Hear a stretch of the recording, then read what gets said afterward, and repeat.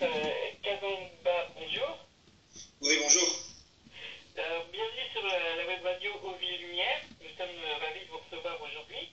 Je suis Christian Estevel, donc animateur de la web radio, et nous allons passer 25 minutes ensemble pour parler un peu de vous.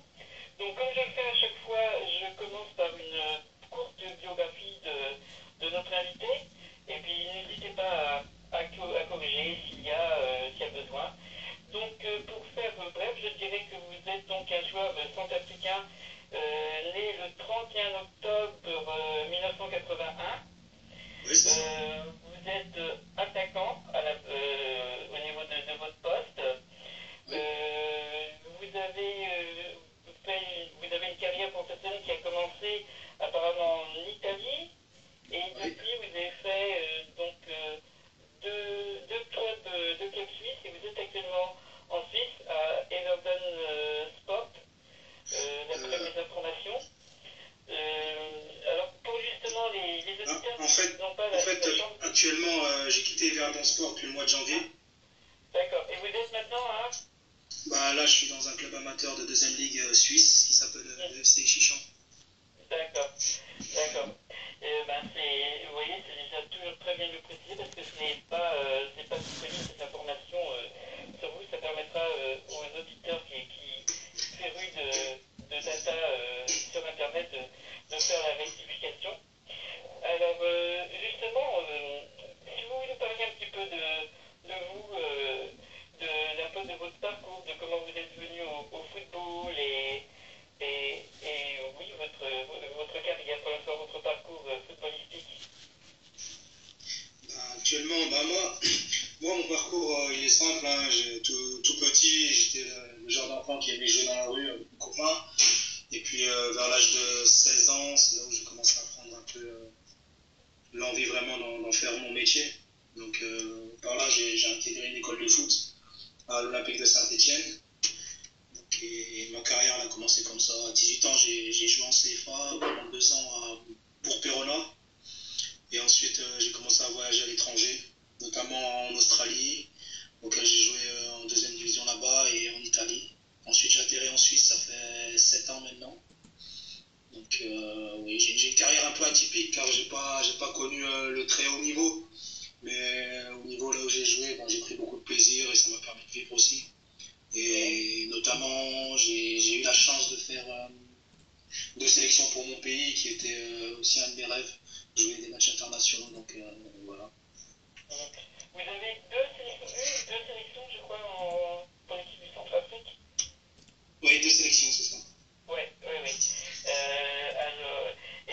Comment ça s'est passé ces matchs? Comment vous avez vécu le fait d'avoir le maillot de son pays? C'est toujours un grand honneur. La première fois que vous avez revêtu le maillot de votre pays, vous vous êtes senti comment? Pour moi, c'était une grande fierté. C'était une grande fierté, surtout que bon, moi, j'ai pas grandi là-bas. Donc le fait d'être appelé par son pays et qu'on n'a pas grandi là-bas, on sent beaucoup d'émotions. On a été soutenu par tout un peuple et par ma famille aussi. Surtout que ma première convocation, c'était un peu dans un contexte un peu particulier, car en fait, l'équipe de Centrafrique venait de se réengager pour les qualifications de la CAN. Et c'était une équipe qui était en reconstruction. Donc j'ai pu faire partie de l'aventure de la reconstruction de l'équipe. Donc c'est surtout ça qui était très beau. Justement, puisque nous parlons du Centrafrique et de la CAN, si on parlait un petit peu de la Coupe du Monde et des résultats des pays africains, deux sont sortis des poules. Le Nigeria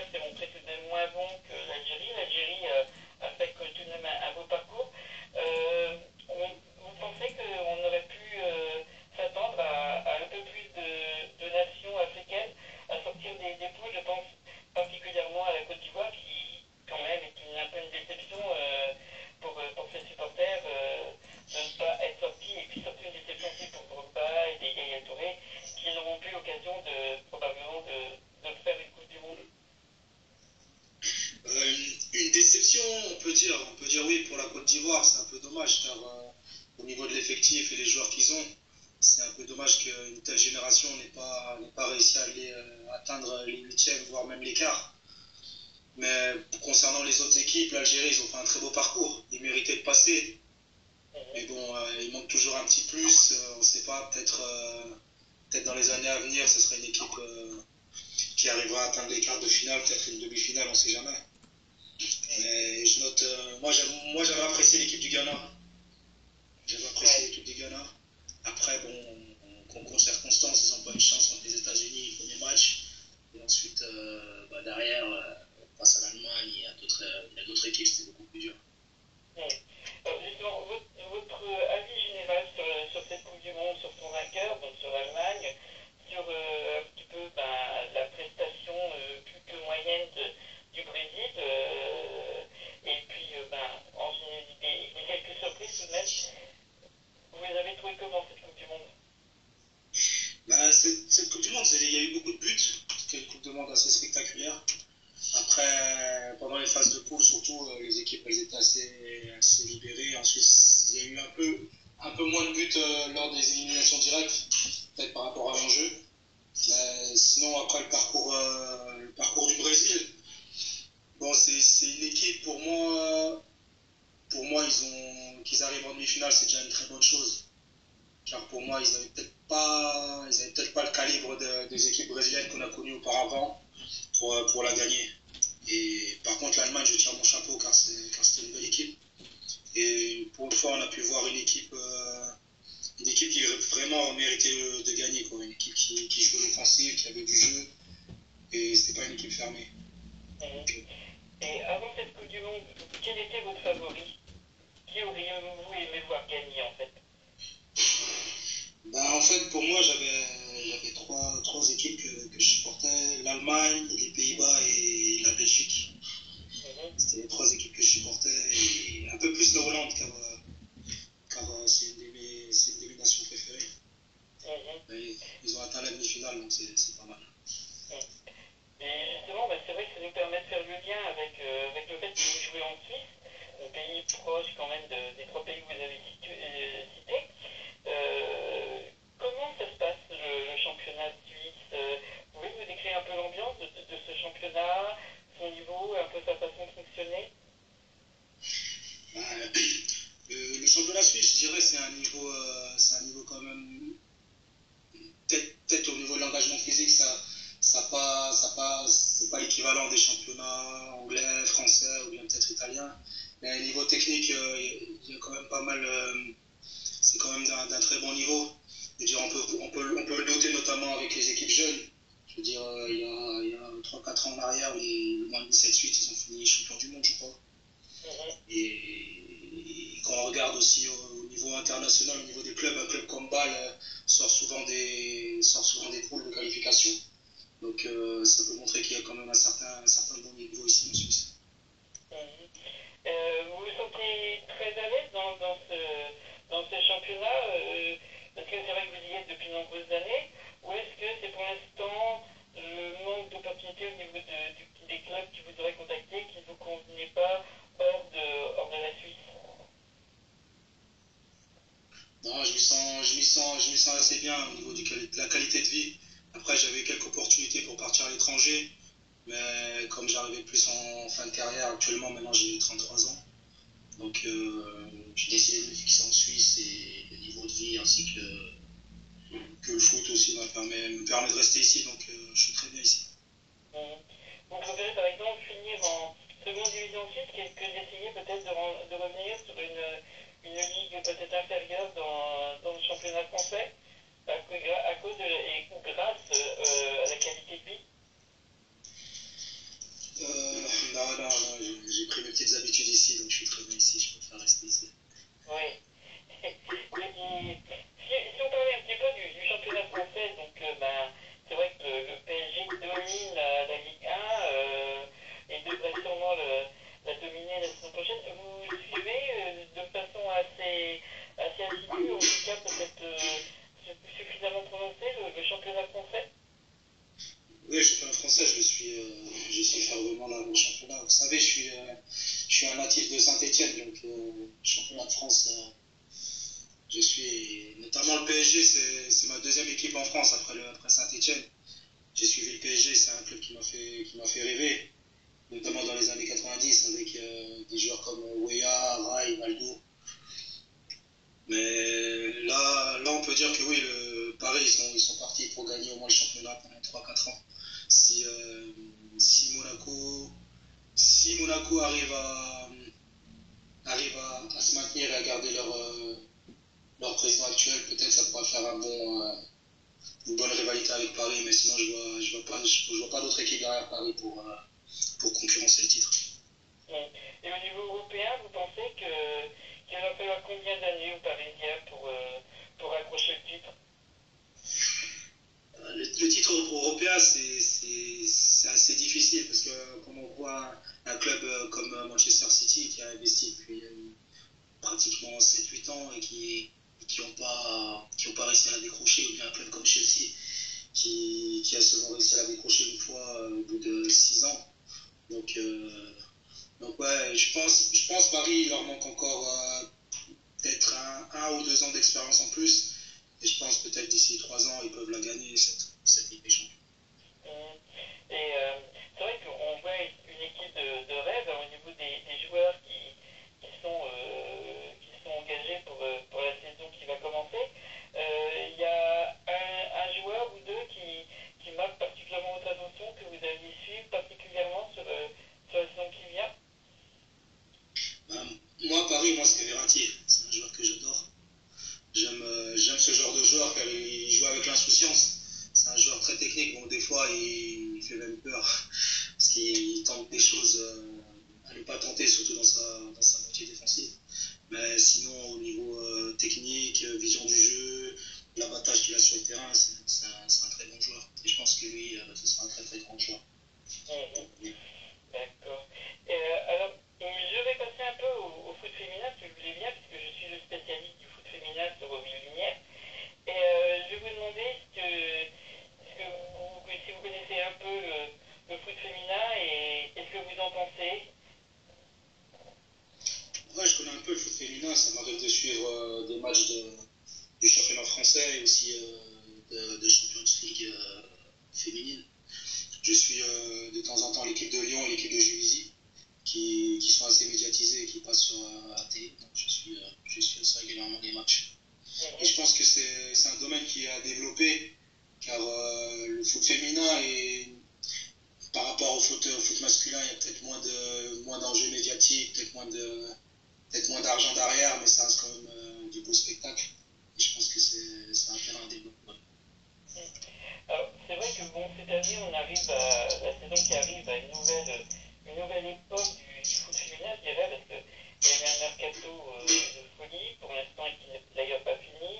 Le PSG a signé des joueuses internationales parmi les plus importantes, gros recrutement dans beaucoup de clubs, beaucoup de changements. Euh, vous pensez qu'avec ce genre de folie qui prend le foot féminin, on peut se dire qu'ils sentent peut-être que le vent est en train de tourner, qu'on arrive vers peut-être une période où le foot féminin va peut-être enfin sortir de sa petite niche un petit peu et pouvoir se faire connaître plus au niveau des médias, au niveau du public. Je pense, hein, parce que notamment avec l'équipe nationale française qui ont fait un très bon parcours dernièrement, je pense que ouais, les gens vont commencer à parler du foot féminin et en plus, si PSG commence à mettre aussi les moyens comme ils ont mis pour l'équipe masculine, donc, je pense que oui, les gens vont commencer à s'y intéresser.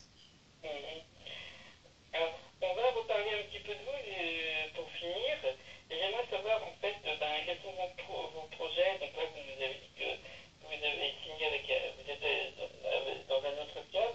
Et vos projets, est-ce que vous espérez pour la saison qui vient, donc en premier lieu, d'un point de vue de footballistique, vous concernant?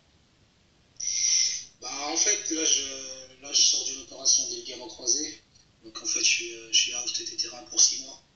Donc ce que je souhaite pour moi, c'est de reprendre, retrouver la santé et reprendre le foot d'ici le mois de février.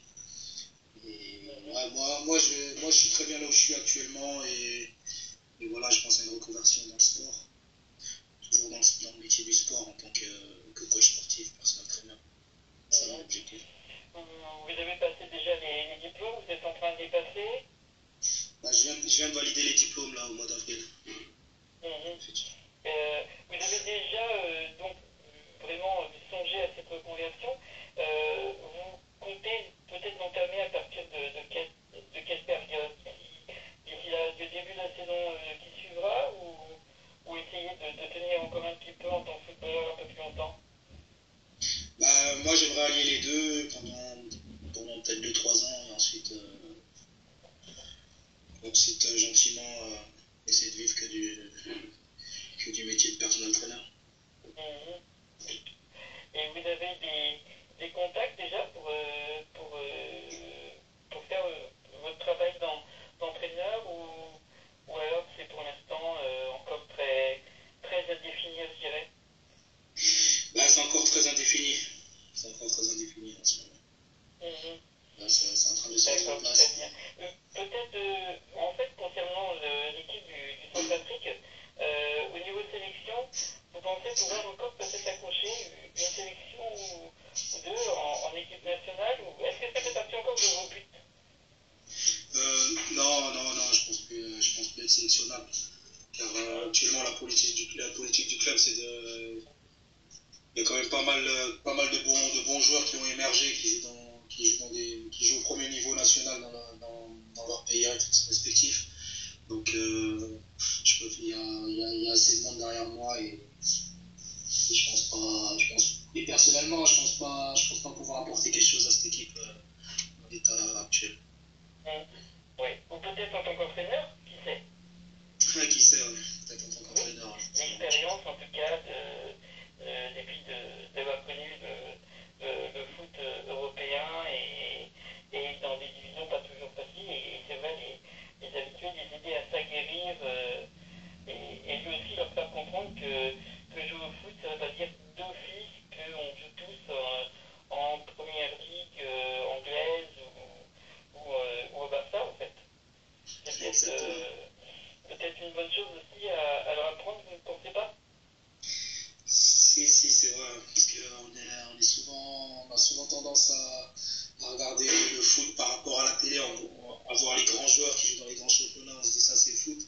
Mais il y a le foot parallèle, comme je dis, c'est-à-dire des équipes de deuxième, troisième division, voire quatrième division, qui vous permettent de vivre et d'avoir d'autres ambitions professionnelles. Donc le foot peut amener beaucoup de choses à travers ça. Mhm. Eh bien, on arrive au terme de notre émission. Je vais vous remercier à présent pour être passé, pour avoir accepté de nous